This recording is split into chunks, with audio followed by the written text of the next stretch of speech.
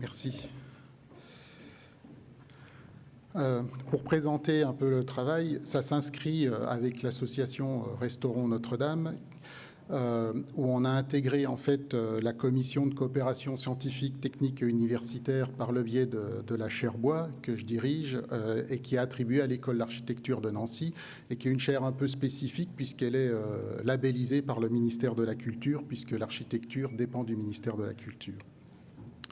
Au sein de cette association, on a monté un groupe de pilotage, au moins un groupe d'experts qui réunissait plusieurs métiers pour qu'on puisse avoir en fait la pluridisciplinarité des métiers au travers de ce travail que l'on allait engager et qu'on a proposé donc à l'association, qui elle en fait cette association défend la reconstruction en bois dès l'origine de l'incendie de la cathédrale Notre-Dame.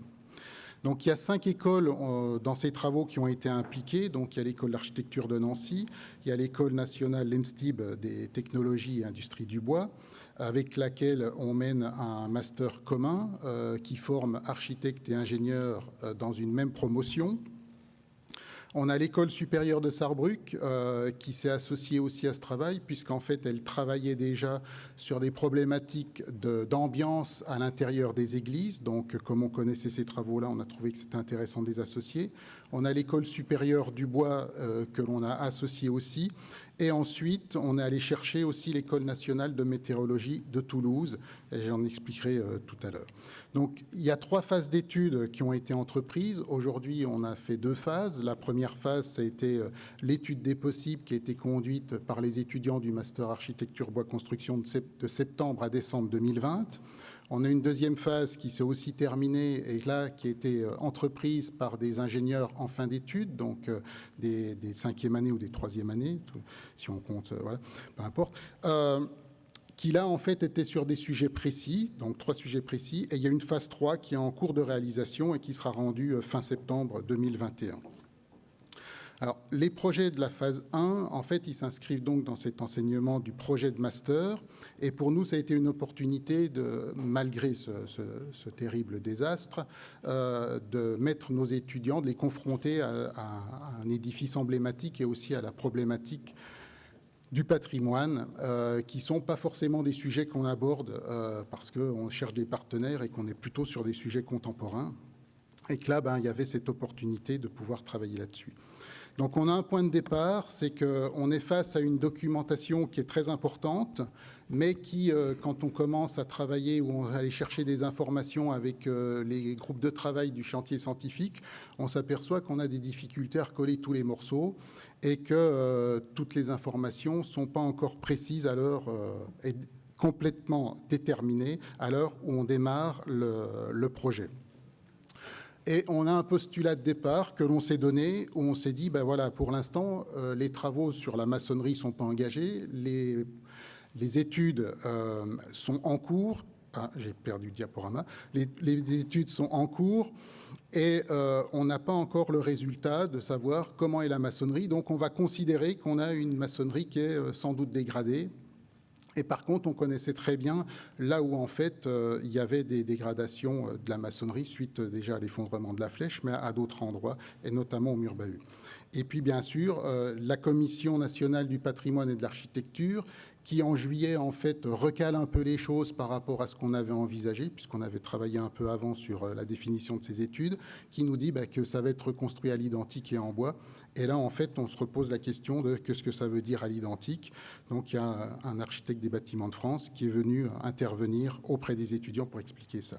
Alors, vous retrouverez toutes ces études sur le site de l'association Restaurons Notre-Dame et vous avez aussi à l'entrée le numéro de séquence bois qui reprend aussi les 6 études et qui est gratuit. Donc, les projets, en fait, on a laissé une porte d'ouverture. On va avoir 3 charpentes contemporaines, résilles, arcs, qui utilisent des résilles, des arcs et des treillis. Donc là, je ne vais pas les détailler, je n'ai pas le temps. Il y a une charpente qui est plutôt modulaire, qui est entre une charpente contemporaine et une charpente à l'identique. Et on va trouver en fait 2 projets qui sont illustrés ici, où on est sur des problématiques de charpente à l'identique, avec ce postulat de départ que l'on a gardé, qui était comment on peut se réappuyer sur une maçonnerie qui a été fragilisée par un incendie, et comment on peut faire éventuellement pour pas refaire toute la maçonnerie, ou en tout cas simplement remettre en état, mais en ayant en fait un problème au niveau de la maçonnerie.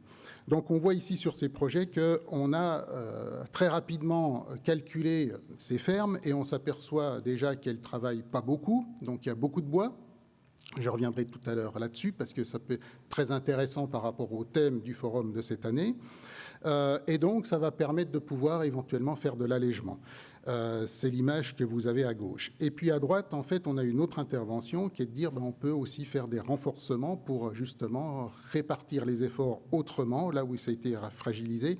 Et notamment, on va avoir des efforts importants, c'est au niveau de la flèche, comment aussi cette charpente-là, on peut imaginer la restaurer. Et ce que vous voyez en rouge, en fait, c'est de réintervenir sur une charpente à l'identique, mais en ayant en fait une intervention qui puisse se voir dans le temps et éventuellement dans le long terme, pouvoir être enlevée parce qu'elle sera différente et qu'elle ne va pas utiliser la même essence que le chêne qui sera prise pour l'identique. Donc, toutes ces choses-là sont très bien détaillées et vous avez des vidéos. Grâce à la Covid, il y a des vidéos donc, qui ont été faites par les étudiants qui présentent ces dossiers. Il y a des notices techniques qui accompagnent, donc vous pouvez aller regarder ça rapidement. Le bilan, en fait, de ces études, pour nous, elle va se reporter sur plusieurs questions. Donc, il y a le choix de l'essence. Comment, en fait, certes, tout le monde était parti sur le chêne, mais nous, on a voulu essayer de mieux comprendre pourquoi il fallait repartir sur le chêne, avant de dire que c'était l'essence la mieux appropriée, et de voir, en fait, ces problématiques de résistance, de durabilité, de masse. Il y avait le problème aussi de la couverture, où on sait qu'aussi le plomb, ça a pollué lors de l'incendie, et on s'est quand même posé la question de voir qu'est-ce que c'est éventuellement que ces couvertures en plomb? Est-ce qu'on a les moyens de pouvoir le changer? Est-ce qu'il faut le changer totalement? Pas totalement. Est-ce que ça restera le matériau? Donc de voir aussi avec d'autres propositions qui sont dans ces projets-là, d'avoir d'autres matériaux de couverture et de voir les impacts que ça peut avoir, notamment de durée de vie, d'efficacité, d'étanchéité, de résistance au vent, de maintenance de ces couvertures-là qui ne sont pas forcément des couvertures en plomb. Et à côté, je vous ai mis quand même 2 images, qui est la cathédrale de Metz, qui suite à un incendie a été restaurée et elle a une couverture en cuivre, donc avec un système, un choix aussi de restauration qui a été imposé par l'empereur à cette époque, et la cathédrale d'Amiens qui, elle, mixte 2 choses, une couverture en ardoise sur toute la partie nef et transept, et une flèche qui est recouverte, elle, en plomb. Donc on voit qu'il y a quand même des choses qui existent, qui sont aussi, qui tiennent dans le temps, donc ça nous permettait de pouvoir aussi assurer des choses pas complètement folles, mais au moins de pouvoir engager des discussions. Donc toujours, voilà, cette problématique sur le plomb. On a abordé aussi dans les projets la problématique de sécurité incendie et de voir aussi comment ça avait été fait dans certaines autres cathédrales qui avaient subi des dégradations à l'incendie. Est-ce qu'il fallait faire un compartimentage du comble ou alors on avait d'autres systèmes? Sachant que ce qu'il faut aussi retenir, c'est que ces voûtes dans ces cathédrales, c'est des très bons coupe-feu pour prémunir les incendies à l'intérieur des cathédrales. Et si la flèche n'était pas écrasée et n'avait pas percé la voûte, je pense qu'il y aurait encore eu moins de dégâts. Donc on voit que dans le savoir-faire de ces artisans du Moyen-Âge, il y avait une bonne connaissance et que cette connaissance qui était acquise par l'empirique était de très bonne qualité. Et ensuite, il y a aussi, comme on est sur une formation avec des jeunes en fin de formation initiale, avec une spécialisation sur le bois, il y a toutes ces questions de fabrication et d'approvisionnement. Et là, on s'était posé les questions de voir, est-ce qu'on est sur la voie terrestre pour approvisionner le chantier ou est-ce qu'on profite de la Seine pour éviter aussi de ramener de la circulation, de couper et de pouvoir approvisionner Notre-Dame aussi comme ça. Voilà, c'est des pistes. Maintenant, je vais parler des 3 projets de fin d'études qui ont été engagés aussi sur cette thématique. Et là, on a travaillé sur 3 thèmes spécifiques, donc les assemblages de la charpente liés à l'usage du chêne vert pour les fermes du Grand Combe. Donc là, on s'est concentré seulement sur la ferme numéro 7. On a fait une étude sur l'impact des charges gravitaires et climatiques sur la charpente. Donc là, c'était en association avec l'école de Sarrebruck et l'École nationale de météorologie. Et l'impact environnemental de la toiture, où là aussi, pour voir, puisqu'elle avait brûlé, est-ce que le bilan ACV de cette charpente et de cette toiture était neutre, positif ou négatif. Voilà, et de voir aussi comment aujourd'hui on pouvait reconsidérer ça par la reconstruction de Notre-Dame. Donc sur le dimensionnement de la charpente, il y a plusieurs objectifs. Un, c'était de se dire, on va déjà rechercher le volume de bois suffisant pour pas forcément surdimensionner, aussi économiser la matière, parce que même si la ressource est existante, on peut quand même s'interroger et puis se dire peut-être qu'il faut aussi mettre la matière en quantité nécessaire et pas forcément toujours surdimensionner, et voir le poids propre qui était nécessaire. Donc ça, je vais en reparler tout à l'heure par rapport aux études de vent. Il y avait la compréhension du fonctionnement de chaque typologie de ferme, où là, en fait, on essaye de bien comprendre le rôle que peut avoir toutes les pièces de bois dans cette ferme. La répartition des efforts sur la maçonnerie, donc là, en fait, on sait que ça vient sur des courbeaux et que ça s'appuie sur les murs gouttereaux avec une double lisse. Donc, de voir aussi si on en change, si on en diminue, parce que comme on avait ce postulat de départ de dire que la maçonnerie était dégradée, est-ce qu'on pouvait enlever 1 sur 2 appuis, un appui sur 2, et puis reporter les charges ailleurs? Est-ce que c'était possible? Pas possible. L'adaptation à cette maçonnerie. Et là, avec une approche paramétrique où, en fait, l'idée, c'est de paramétrer tous ces projets pour pouvoir, en fait, changer rapidement un des paramètres et puis de modifier les charpentes en conséquence. Alors, le choix de travailler avec un chêne vert massif, c'est bien sûr le taux d'humidité qu'il peut y avoir à l'intérieur. Et on sait qu'en fait, ces charpentes-là, elles séchaient une fois qu'elles étaient mises en place, et que forcément, on suppose qu'il y a des déformations qui sont liées à ça, et que la géométrie d'origine de fabrication n'est pas forcément la même géométrie à la fin, une fois que la charpente a été mise en place pendant 15 ans, voire 20 ans, et qu'elle a atteint sa stabilité hygrométrique. Ensuite, il y avait les sollicitations, donc ce fameux poids propre de la toiture et de ses charges climatiques. Et là, l'idée, c'était de voir si ces assemblages, en fait, travaillaient correctement par rapport à ces sollicitations-là. L'appui, donc ça j'en ai parlé. Les assemblages, donc je vais y revenir sur les problèmes de raideur, de géométrie de fabrication et d'influence du jeu, à la fois au montage et le retrait que ça pouvait engendrer. Et en fait, ces études-là sur ces assemblages ont été menées au niveau des Eurocodes. Alors, une première chose, on voit ici 2 tableaux de graphiques. Celui de gauche, en fait, vous montre qu'à classe de résistance égale entre du feuillu et du résineux, on est quasiment sur la même ligne quand on parle de masse volumique, de volume. D'accord ? C'est-à-dire qu'on voit que pour pouvoir faire un plancher, pour pouvoir faire une charpente, que ce soit en feuillu ou en résineux, il faudra en fait la même quantité de bois volumique. Par contre, comme ça, c'est pour définir en fait la résistance, on fait des petites éprouvettes.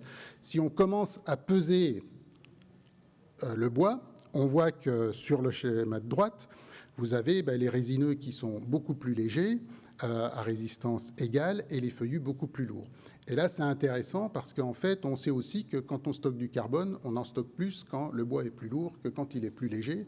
Donc, en fonction aussi de ce qu'on peut rechercher, est-ce qu'on veut stocker du carbone? Est-ce qu'on veut alléger les charpentes? Eh bien, on peut aussi faire le choix de l'essence par rapport à ça. Sur la raideur, ici, les 3 petits schémas que je vais commenter, en fait, on sait que la raideur, elle est liée aux surfaces de contact qu'il y a sur les assemblages. Si on a du retrait qui sont dans les pièces, parce qu'au Moyen-Âge, en fait, on abat un arbre et on l'utilise dans son entièreté. La question qu'on pouvait se poser, c'était est-ce qu'aujourd'hui, en fait, quand on va aller cueillir les chênes, on va sortir qu'une pièce, c'est-à-dire on va choisir le chêne en fonction de sa destination, ou est-ce qu'on va faire plusieurs pièces? Et si on fait plusieurs pièces et qu'on a, par exemple, la moelle ou le cœur qui n'est pas situé au centre de la pièce, la déformation va subir en fait l'assemblage lié à la positionnement du cœur de cette pièce-là, va être différente et va entraîner un jeu suite à la perte d'humidité, et que tout ça, en fait, va influer sur le taux de travail complet de la charpente, puisqu'en fait, il y a des jeux qui vont se créer, donc des surfaces de contact qui seront moindres que celles qui ont été faites au moment de la fabrication. Pour les charges gravitaires et climatiques, l'idée ici, c'était de regarder l'impact du poids de la toiture vis-à-vis du vent, déterminer les pressions sur la toiture en fonction de la vitesse du vent et les ambiances thermohydriques des combles pour les différents climats et les différentes isolations et ventilations. En fait, on a fait plusieurs hypothèses. On voit ici deux schémas. Il y en a un qui vous montre à droite, en fait, les températures et les taux d'humidité variant. C'est la courbe verte du bois selon en fait l'été et l'hiver, donc il y a des pourcentages d'humidité qui varient un petit peu, c'est pas énorme. Et vous avez à droite en fait la simulation du séchage du chêne suivant différents scénarios climatiques, parce que la question qu'on s'est posée, c'est là qu'entre en jeu l'École nationale de météorologie, c'était de savoir, avec ce dérèglement climatique que l'on subit, jusqu'où ça va aller, et est-ce qu'on a des prévisions, ou en tout cas, est-ce qu'il y a des situations dans lesquelles on pourrait se retrouver qui pourraient être éventuellement défavorables sur la charpente de Notre-Dame et accélérer en fait un séchage prématuré ou très rapide du bois une fois qu'il sera mis en service du fait en fait des climats qu'on va avoir. Donc on voit qu'on a différentes courbes et que la plus stricte en fait c'est celle qui est en bas, qui est le climat de Las Vegas. Alors vous voyez que peut-être qu'on ne l'aura pas, mais en fait ça va très vite pour pouvoir arriver à sécher le bois. Donc tout ça, par rapport à tout à l'heure, on voit les déformations qu'il peut y avoir si jamais le cœur du bois n'est pas bien centré dans les assemblages. Oui, j'ai bien tout fini. Tout ça, en fait, ça va nous dire de mieux faire, en tout cas, d'être plus vigilant sur les choses. Sur l'impact du vent, vous avez en bas à gauche la cathédrale. La flèche grise, en fait, c'est celle qui vous retrouvez sur la Rose des Vents. Et on a fait 3 autres simulations perpendiculaires aux faces de la façade, et on s'aperçoit qu'en fait elles sont quasiment égales, mais on s'est dit si jamais aussi dans le dérèglement climatique on a des vents qui changent, est-ce que la flèche, tout ça va fonctionner? En fait, il n'y a pas de problème, ça fonctionne plutôt bien, puisque comme c'est surdimensionné et que c'est très lourd, en fait on peut mettre beaucoup de vent et la charpente elle bascule pas, et en fait on est toujours en compression sur les appuis, ce qui est nécessaire d'avoir pour ce type de charpente au niveau des appuis bois maçonnerie. À droite, c'est l'impact des arcs-boutants. On a voulu voir en fait si les arcs-boutants avaient une influence sur les charges de vent à la toiture, et en fait il s'avère que c'est complètement négligeable, puisque vous avez une partie où vous voyez les arcs-boutants à droite et à gauche où ils n'y sont pas, mais quand vous regardez la toiture, ce qui se passe au-dessus, on a exactement les mêmes pressions qui sont faites dessus. Sur l'impact environnemental, c'est-à-dire l'analyse de cycle de vie, donc c'est une analyse multicritère. En fait, ce qu'on a regardé, c'est que déjà, il a fallu modéliser comment on travaillait au Moyen-Âge, c'est-à-dire la transformation du bois, le transport, le levage. Donc comment on fabrique une hache, parce que quand on fait de l'ACV sur du bois aujourd'hui, on regarde tout le cycle, y compris sa transformation et les outils qu'on utilise et l'énergie qu'on utilise. Donc on est reparti des scénarios, donc on a recherché tous les scénarios possibles pour pouvoir le faire. Ce qui est intéressant, c'est qu'on s'aperçoit que alors qu'elle a brûlé, en fait, elle a stocké plus de carbone, la cathédrale, que ce qu'elle en a relargué au moment de son incendie. Pourquoi? Parce qu'en fait, on a ce qu'on appelle du carbone biogénique qui existe, c'est-à-dire qu'une fois qu'on coupe un arbre, il y en a d'autres qui reviennent soit naturellement ou soit parce qu'on les replante. Et comme ici, on est sur des durées qui sont très longues de 800 ans, en fait, il n'y a aucun problème pour avoir ces données-là. Après, on a fait une autre simulation qui était de se dire, aujourd'hui, on prend le même scénario, par contre, on va juste regarder le fait qu'on va transporter le bois autrement qu'avec de l'énergie animale. Et vous voyez ici la petite colonne bleue qui n'était pas là avant et l'impact que ça peut avoir à partir du moment où on commence à transporter du bois avec de l'énergie fossile et que ça impacte forcément. Après, il y a aussi l'impact en fin de vie qui est moindre, puisque là, on est dans des scénarios où en fait, on peut déconstruire ces choses-là. Alors, c'est pas pour dire qu'il faut pas le faire, mais ça permet, je pense, de simplement prendre conscience aussi, de mieux prendre conscience de ce que l'on fait. Pour conclure, en fait, ces travaux, pour nous, c'est un exercice pédagogique, ça je pense que vous l'avez compris, qui forme à la pratique professionnelle et que c'est aussi l'intégration de recherche multidisciplinaire à laquelle on confronte les étudiants et qui travaillent ensemble de façon autonome et qui sont aussi amenés à restituer aussi leur travail. Donc ça fait partie de l'apprentissage par compétences et de tout un tas de choses qu'on nous demande maintenant à l'université.